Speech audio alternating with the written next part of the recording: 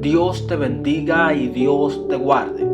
Te habla tu hermano José Francisco Veloz y hoy quiero brindarte un estudio que yo sé que será de edificación en tu vida, y es el fruto del Espíritu versus la obra de la carne, una decisión de vida o muerte. En este video exploraremos profundamente el contraste entre la obra de la carne y los frutos del Espíritu, definidos claramente en la palabra de Dios. Aunque muchos ya conocen algunos de estos términos, hay quienes no entienden completamente su significado y podrían estar viviendo un pecado sin darse cuenta. Por eso, en este video definiremos cada palabra con claridad para que todos puedan examinar sus vidas a la luz de la verdad. Al final le daré una breve exhortación poderosa que nos animará a vivir conforme al Espíritu, recordándonos que aunque no es fácil, Dios está siempre dispuesto a perdonarnos y a guiarnos si acudimos a Él con un corazón sincero. Y tú quizás te preguntas, ¿qué es la obra de la carne? La obra de la carne son los comportamientos y actitudes que surgen cuando una persona vive guiada por sus propios deseos pecaminosos y no por el Espíritu Santo. Cada una de estas obras tienen un significado claro que vale la pena explorar. Adulterio, relación sexual fuera del matrimonio entre una persona casada y alguien que no es su cónyuge. Es un acto que viola el pacto matrimonial y desagrada a Dios. La fornicación, relaciones sexuales entre personas que no están casadas. Es un término amplio que incluye toda inmoralidad sexual, algo que Dios manda a evitar. La inmundicia se refiere a todo tipo de pensamientos, palabras y actos impuros que contaminan el corazón y alejan de la santidad a Dios.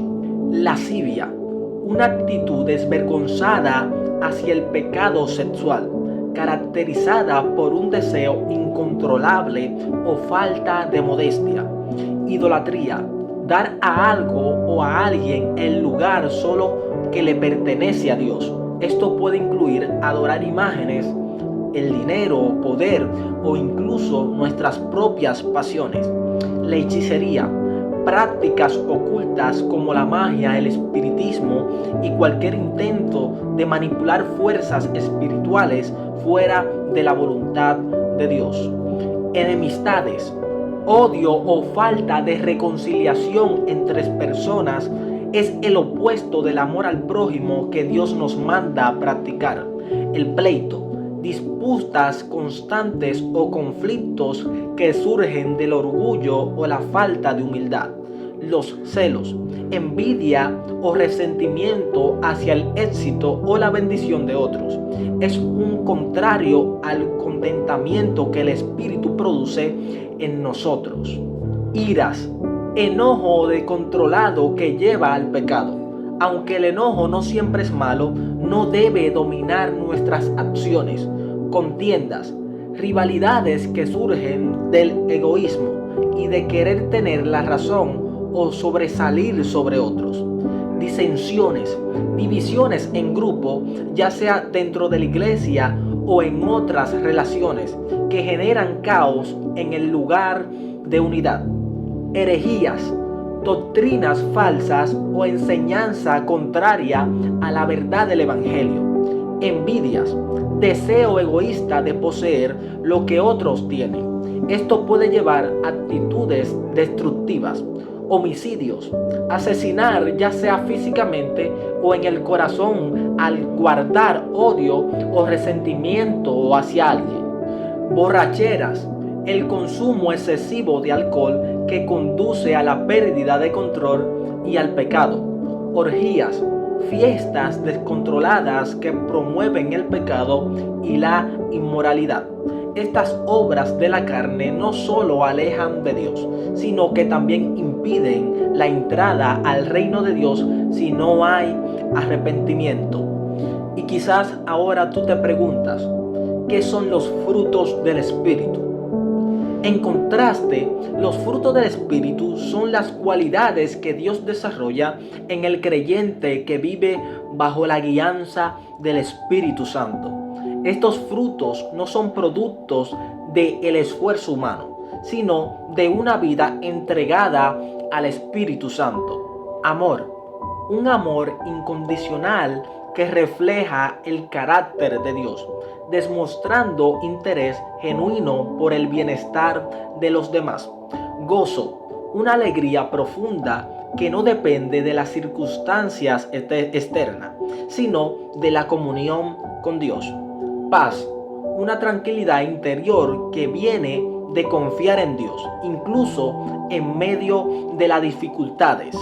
Paciencia, la capacidad de soportar con calma y sin quejas las pruebas y provocaciones. Benignidad, ser amable y compasivo con los demás, reflejando la bondad de Dios. Bondad, una inclinación hacia lo correcto y el deseo de hacer el bien hacia los demás. Fe, no solo confianza en Dios, sino fidelidad hacia Él y hacia su palabra. Mansedumbre, humildad y autocontrol al responder a los demás, incluso en situaciones difíciles. Templanza, dominio propio que permite al creyente resistir las tentaciones y vivir en obediencia a Dios. Ahora quiero darte una breve exhortación que yo sé que será de edificación en tu vida.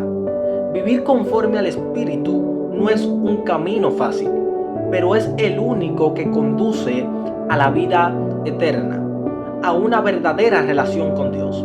El apóstol Pablo lo expresa claramente en Romanos su capítulo 7, verso 18 al 19, cuando reconoce que aunque desea hacer el bien, su naturaleza pecaminosa lo lleva a hacer todo lo contrario.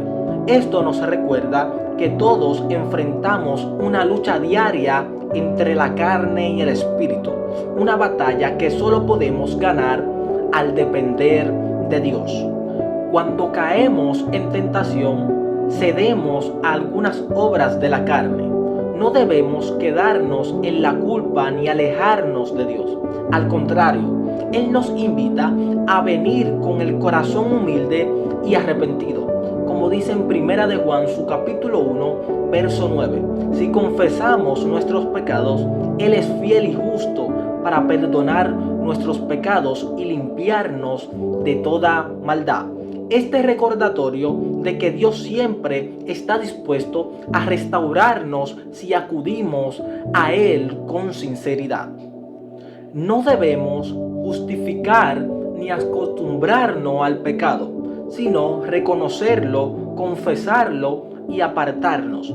Por eso en Proverbios, su capítulo 28, verso 13 nos advierte que el que encumbre sus pecados no prosperará, mas el que lo confiesa y se aparta alcanzará misericordia. Esto implica no solo pedir perdón, sino también tomar pasos concretos para alejarnos de aquello que nos aparta de Dios. La clave para vivir conforme al Espíritu está en permanecer cerca de Dios a través de la oración, el estudio de su palabra y la comunión con otros creyentes. Jesús mismo dijo en Juan su capítulo 15, verso 5, separados de mí, nada podéis hacer. Por eso no podemos confiar en nuestra fuerza, sino buscar cada día la guía y el poder del Espíritu Santo para resistir la tentación y crecer en los frutos que Él produce en nosotros. Y quiero terminar diciéndote esta palabra. Aunque tropecemos, nunca olvidemos que Dios nos llama a levantarnos y a seguir adelante. Él no espera perfección inmediata, sino un corazón dispuesto a obedecerle y a depender de su gracia. Por eso, en Filipenses, su capítulo 1, verso 6 nos dice: el que comenzó en vosotros la buena obra, la perfeccionará hasta el día de Jesucristo.